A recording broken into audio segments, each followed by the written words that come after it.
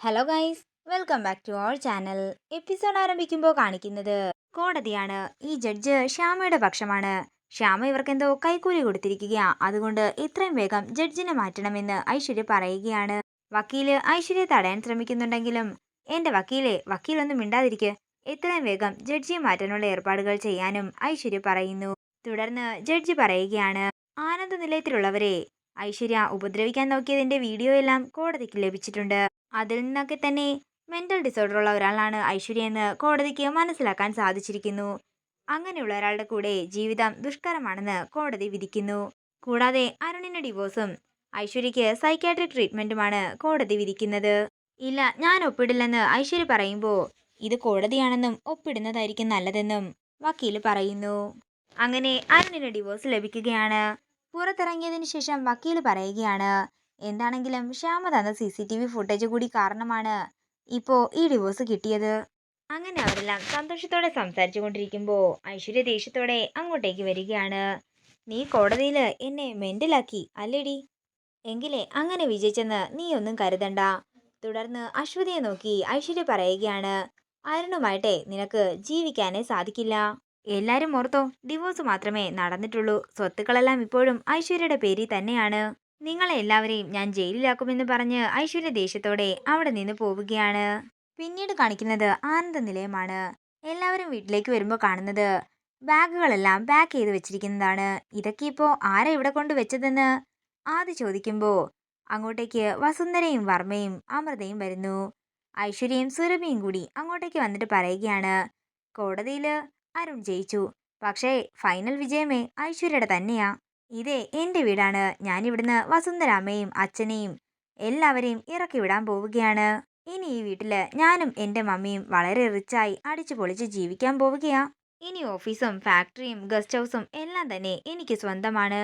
ഇതൊക്കെ കേൾക്കുന്ന ശ്യാമ തലകുനിച്ച് നിൽക്കുമ്പോൾ ഐശ്വര്യ പറയുകയാണ്, ശ്യാമ എൻ്റെ മുഖ്യ ശത്രു തന്നെയാ. വലിയ ബുദ്ധിശാലിയാണെന്നാ ഇവളുടെ ഭാവം. പക്ഷെ എന്തു ചെയ്യാനാ, അവസാനം ഇവളുടെ ബുദ്ധി തന്നെ ഇവൾക്ക് തിരിച്ചടിയായി മാറി. കഷ്ടം തന്നെ, ശ്യാമ തന്നെ ഇവരെല്ലാവരെയും തെരുവിലേക്ക് ഇറക്കി. തുടർന്ന് വസുന്ധര പറയുകയാണ്, തൃപ്തിയായി, ഞങ്ങൾക്ക് എല്ലാവർക്കും തൃപ്തിയായി. എൻ്റെ അഖിയുടെ കുഞ്ഞാണ് നിന്റെ വയറ്റിലുള്ളത്. ആ കുഞ്ഞിനെ ഓർത്താണ് ഞാനിപ്പോൾ നിന്നോട് ക്ഷമിക്കുന്നത്. ഞങ്ങളുടെ കുടുംബത്തിനു വേണ്ടി നീ ചെയ്തു തന്ന എല്ലാ കാര്യങ്ങൾക്കും നന്ദിയുണ്ട്. ഇത് കേൾക്കുന്ന സുരഭി പറയുകയാണ്, മതി, ബാക്കിയെല്ലാം റോഡിൽ ഇറങ്ങിയിട്ടങ്ങ് പറഞ്ഞാൽ മതി. എല്ലാവരും വേഗം സ്ഥലം കാലിയാക്കണം. എനിക്കും മോൾക്കും ഒന്ന് സമാധാനമായിട്ട് ഉറങ്ങേണ്ടതാ. പിന്നെ അമൃതടുത്തേക്ക് വേണേ ഇവിടെ കഴിയാം. കിച്ചൺ നോക്കാൻ ആള് വേണമല്ലോ.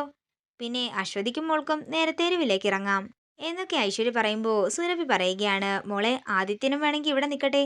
കാർ വാഷ് ചെയ്യാനൊക്കെ ആള് വേണ്ടേ? എൻ്റെ ഹസ്ബൻഡ്. അയ്യോ, ഇപ്പൊ അങ്ങനെയല്ലല്ലോ. വേണമെങ്കിൽ അരുണിന് ഒരു ചാൻസ് കൂടി ഞാൻ തരാമെന്ന് ഐശ്വര്യ പറയുന്നു. ഇവിടെ ഞാൻ പറയുന്നത് കേട്ട് അടങ്ങി ഒതുങ്ങി നിൽക്കാമെങ്കിൽ അരുണിന് എൻ്റെ ഹസ്ബൻഡിന്റെ സ്ഥാനം ഞാൻ തരാം. പിന്നെ ശ്യാമയും അഖിയും രണ്ടാളെയും എൻ്റെ കൺമുന്നിൽ കണ്ടുപോകരുത്. പിന്നെ ശ്യാമേ, നിന്നോടുള്ള എൻ്റെ വാശിയെ തുടങ്ങിയിട്ടേ ഉള്ളൂ. പിന്നെ ഒരു കാര്യം മറന്നു, നിന്നെ എന്തിനും ഏതിനും സഹായിക്കുന്ന സാക്ഷാൽ നിന്റെ കണ്ണനുണ്ടല്ലോ, എവിടെ പോയി? നിന്റെ കൃഷ്ണൻ എവിടെ? എന്താ നിന്നെ ഇപ്പോൾ രക്ഷിക്കാൻ വരാത്തത്? അതേസമയം എന്താ ഇവിടെ പ്രശ്നമെന്ന് ചോദിച്ചുകൊണ്ട് SI വരികയാണ്. ഇത് കാണുന്ന ശ്യാമ പറയുകയാണ്, മേഡം, ഞാനാണ് നിങ്ങളെ വിളിച്ചത്. ഇവിടെ താമസിക്കുന്ന എല്ലാവരെയും ദേ ഇവര് ഇറക്കി വിടുകയാണെന്ന് പറഞ്ഞ് ഐശ്വര്യ ചൂണ്ടിക്കാണിക്കുകയാണ് ശ്യാമ.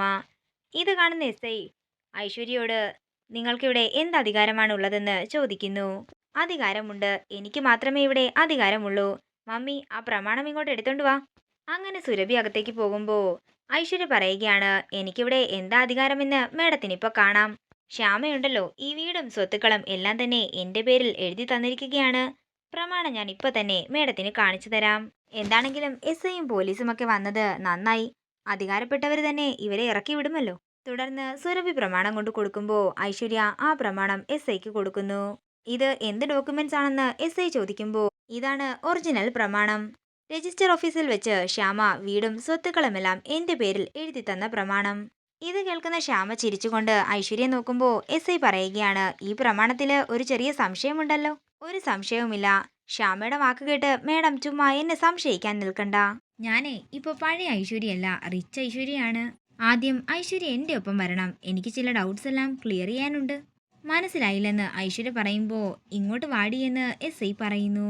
ഇതെല്ലാം കണ്ട് എല്ലാവരും അമ്പരപ്പോടെ നിൽക്കുമ്പോൾ ശ്യാമ മാത്രം ചിരിച്ചുകൊണ്ട് എല്ലാവരെയും നോക്കുകയാണ്. ഇതോടുകൂടി ഇന്നത്തെ എപ്പിസോഡ് ഇവിടെ തീരുകയാണ്. വീഡിയോ ഇഷ്ടമായെങ്കിൽ മറക്കാതെ ലൈക്ക് ചെയ്യുക, ഷെയർ ചെയ്യുക, കമൻറ്റ് ചെയ്യുക.